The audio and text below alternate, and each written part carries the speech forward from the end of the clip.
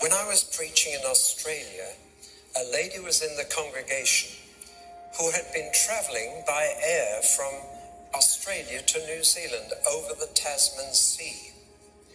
And halfway across to New Zealand, they had run into a violent electrical storm, and the clouds seemed to be on fire with lightning all around the aircraft. And she was quite frightened.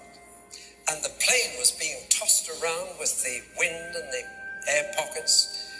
And the passengers panicked, and they were screaming. They were holding on to each other. I think they all thought the plane would break up and they would all die. And the lady noticed that the lady sitting next to her against the window was praying. Well, anybody would pray in that situation. But she said to her, "Excuse me, but are you a Christian?" The lady said, "Yes." And so they said, "Well, let's pray together."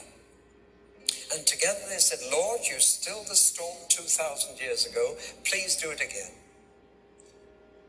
But please still the storm inside the plane as well as outside." And within 2 minutes, everybody in the plane was at peace and had stopped screaming and was sitting quietly.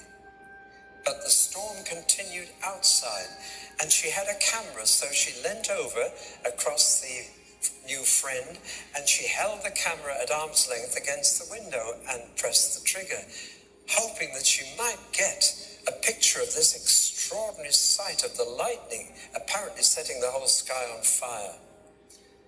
Well, she took the film to be developed in New Zealand after she'd landed safely, because as soon as she took the photograph, the storm outside stopped as well. And they came into clear air and landed safely in New Zealand.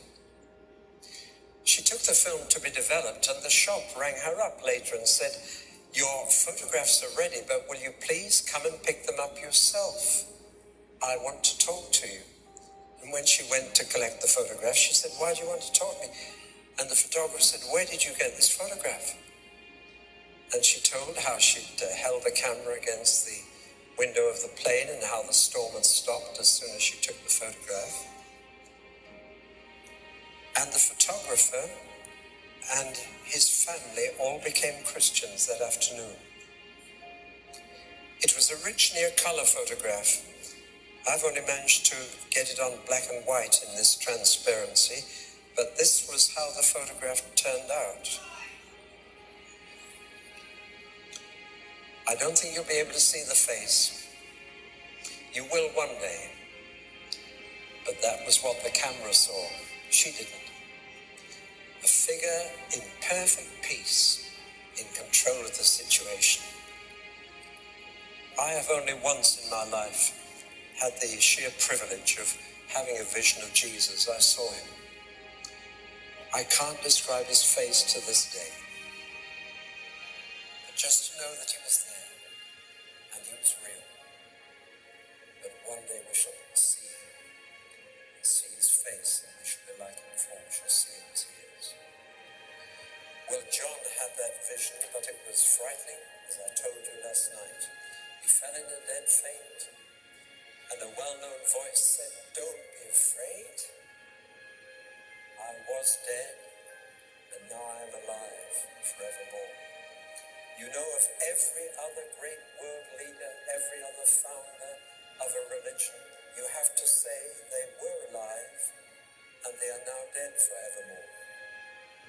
Only of Jesus can you say he was dead and is alive forevermore.